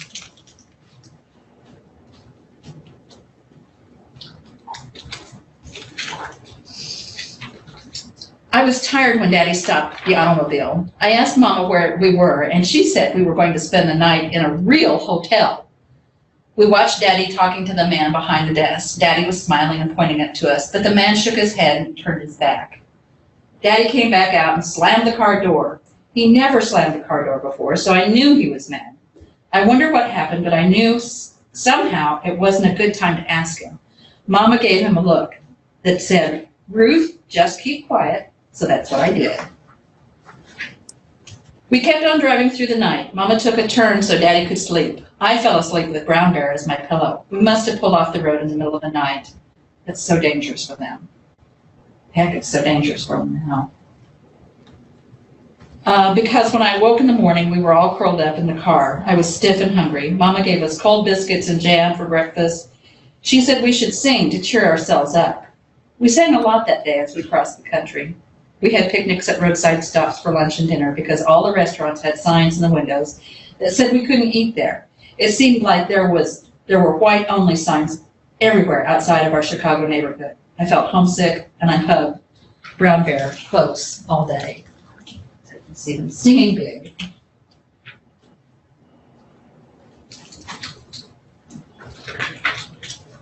When we crossed into Tennessee, Daddy said his friend, Eddie, lived close by. He was sure we could sleep there. Eddie was so happy to see us, he gave me a big hug. and told me that he knew me when I was real little. His wife, Alice, cooked us a warm meal, and I ate too much. Daddy and Eddie used to play music in a band before they went off and fought in the war. They talked about how they traveled a lot back then and how they always had a hard time finding places to rest and eat. Daddy shook his head and said he had hoped that the war had changed things, but now he could see things wrong. That night I went to sleep to the sound of Daddy and Eddie playing the music together. Brown Bear and I were happy to sleep in a real bed with a real pillow. The next day, as we loaded the car, I heard Eddie talking quietly to Mama and Daddy. Eddie warned them about what was ahead, someone called Jim Crow. I heard Eddie tell him that however bad it was so far, it was only going to get worse for us, maybe even dangerous, as we went farther south. Then Eddie saw me listening, and he picked me up and told me not to worry. He said that I should look out for SO service stations along the road because the people there would be nice to us. Now, didn't they just stop at an SO station and they couldn't use the bathroom? Is it different? Okay. In the car, I asked Daddy who Jim Crow was, and he explained that Jim Crow wasn't a who. It was a bunch of ugly laws forbidding blacks and whites from mixing in any way. And I asked, why don't they want our business? Wasn't our money just the same? It hurt my feeling to be so unwelcome. But Mama sighed and reminded me that my job that day was to look for the SO station. And here we go. That's Texas. I spotted an SO station near Georgia, the Georgia border, and sang out for Daddy to stop. Daddy filled the car up and asked the man if he knew where we could sleep for the night. The man showed us a pamphlet called The Negro Motorist Green Book. He explained this book was started by a postman, Mr. Victor H. Green, to help black people who were traveling. It lists places of lots of states where we would go, would be welcome to sleep, eat, shop, get a haircut, and all kinds of other information besides. Right away, Daddy bought our very first own copy for 75 cents. Mama read about a place nearby called Tourist Home, where we could stay for the last night of our trip. Daddy called ahead, and sure enough, the lady told us to come right away. Then Mama gave me the green book and said I was in charge of keeping it. I couldn't stop reading it. All those places and all those states were where we could go and not worry about being turned away. We reached the tourist home in the early evening. Mrs. Melody, the owner, gave us a big smile when she opened the door. It was like coming home. And she welcomed Negro travelers because it was right to help each other out. I'm going to do the same one day. So a little bit of paying it forward and some activism going on with these. The next morning, I hated to say goodbye to Mrs. Melody, but Dad said we could be at Grandma's house that evening. That made me happy to get going again. It wasn't easy, though. Our automobile broke down about midday in the middle of nowhere. People drove right past. I felt empty in the pit of my stomach. I hugged Brown Bear and wished we were already at Grandma's house. But Mama said not to worry. We could figure this out. She unfolded our map, and she told me the names of nearby towns. She said, Ruth, look in the green book and see if you can find a place in one of those towns that would fix our car. And I did. Daddy gave me a big hug, and then he walked into the town to find the garage that would help us. By the time we got the car fixed, it was too late to reach Grandma's house that day. So I looked in the green book and picked out an inn nearby that said they welcome Negro travelers. It was a big house with lots of rooms. Most of the people there were businessmen traveling for their jobs. They carried a green book. They each carried a green book. They said they could never do their jobs without it. We met a salesman named Jason who had traveled all over the United States of the Union for his job. He told such funny stories. Mama laughed so hard she had tears rolling down her face. For the first time since we left home, we were happy. At the inn, I met a little boy who was traveling with his mother. It was the first time he had ever left home, and I could just tell he was scared. I thought of Mrs. Melody, Victor Green, Eddie, and all the other people who had helped us, and then I decided to give Brown Bear to the boy. I told him that Brown Bear was a good traveler. I'm too old for Brown Bear now, and the little boy needed him more than I do. Then I told his mother about the green book and showed her our copy. That night, before I went to sleep, I thought about our trip. It was not what I had expected. Traveling could be scary, that's for sure. It made me sad that some people were mean to Negroes, but it helped to know that good black people all over the country had pitched in to help each other. I felt like it was part of one big family. Plus, tomorrow, I would finally see Grandma and tell her what a great Green Book guide I had been. You can see everybody meeting up and being happy. And that's it. So, as it happens,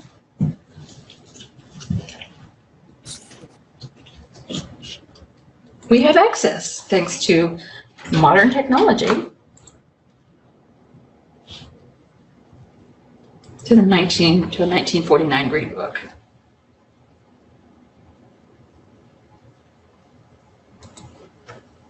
Has anybody gotten to look at it yet? I did over the summer because we did this book in the class too. That's right, that's right. An international travel guide, USA, Alaska, Bermuda, Mexico, Canada, 1949 edition.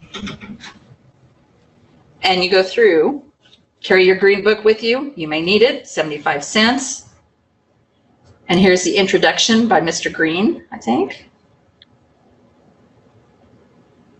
Wendell Alston, Special Representative. Esso Standard Oil Company. See, I didn't realize that about the Esso stations. I had no idea.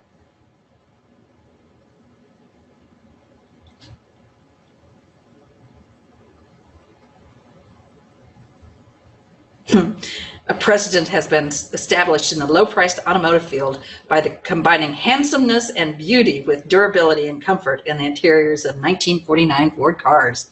Hello.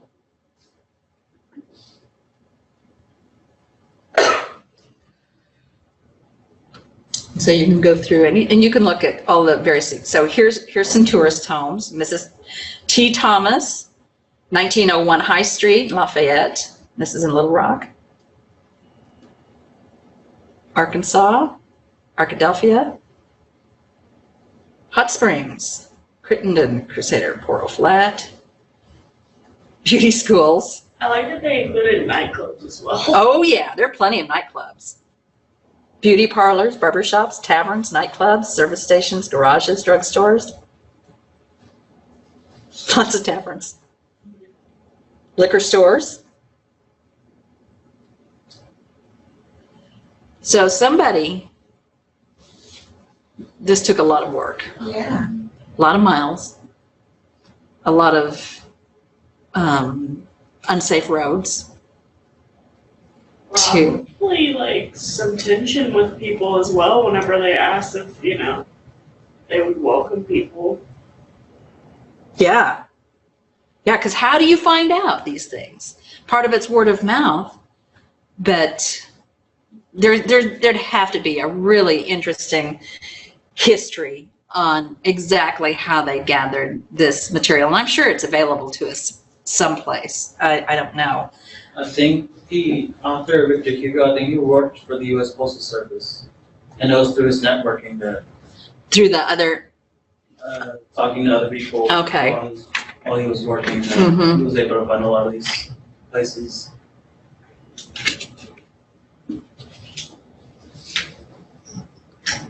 Patsy's Guest House, a 24-hour service, a home away from home.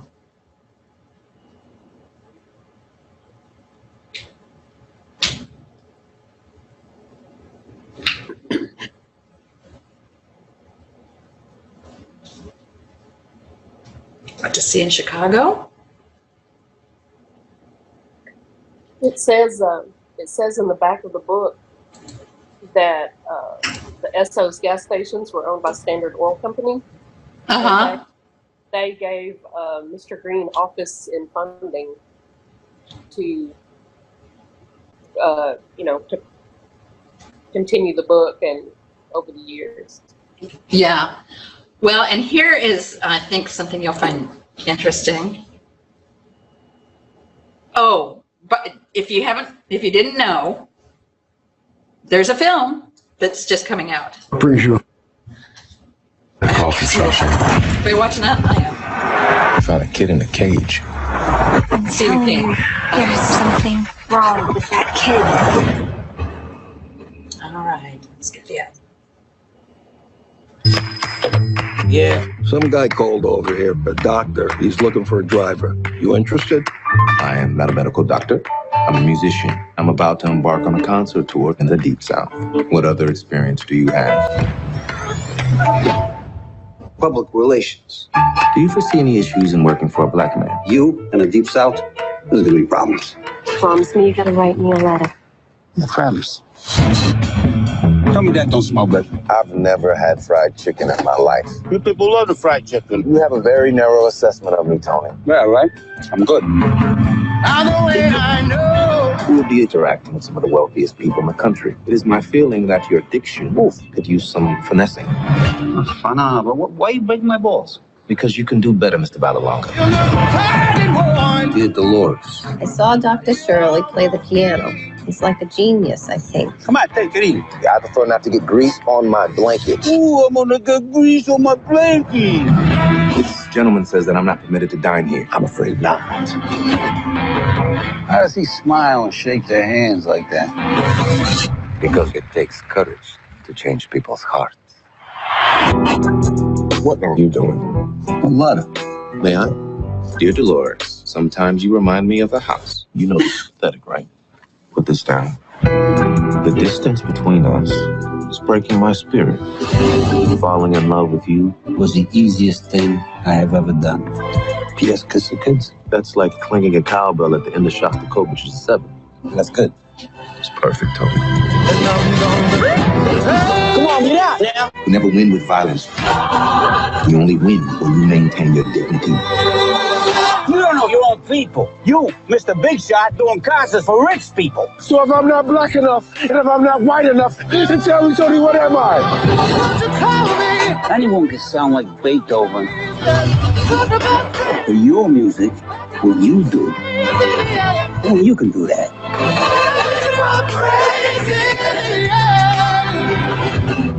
What do we do about the bones? We do this. I haven't seen the whole trailer. Pick it up, Tony. Squirrels would have ate it anyway. Pick it up. That looks great. It does. And one of the things I really like about this, so many films that feature black characters in it have a white savior. You know, it happens in so many films. This is different. It's, you know, that's his bodyguard, very uneducated at that, and rough-hewn and rough around the edges, and making all kinds of assumptions and relying on all kinds of stereotypes. And that was one of the cool things. Anybody see Black Panther? It's one of the things I loved about that. The white guys were the comedic effect in it, basically. It was, you know, nobody was saving anybody except themselves. And it was beautiful. And wow, what a film, what an extravaganza. I really, really enjoyed that. All right, so navigating the Green Book. In case you didn't know it, you can map a trip. The New York Public Library has created a website, an interactive website that you can map a trip as if you were using the Green Book to go from one place to another.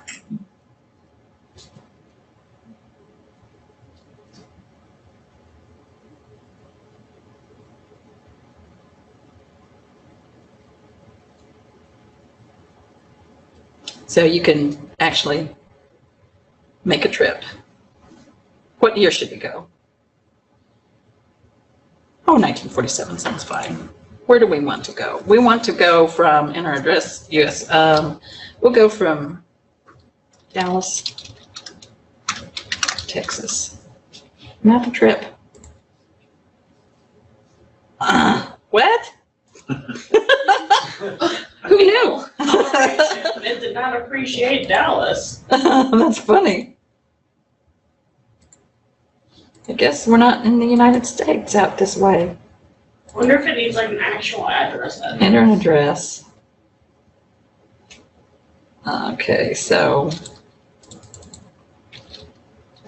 maybe this will do it.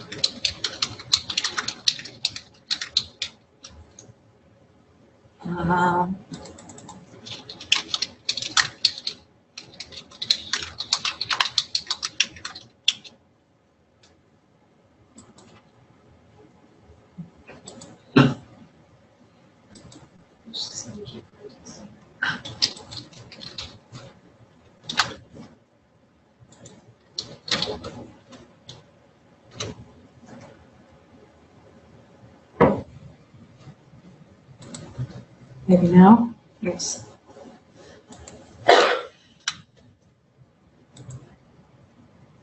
Somebody might want to experiment with it and see what you can come up with. I didn't try it earlier.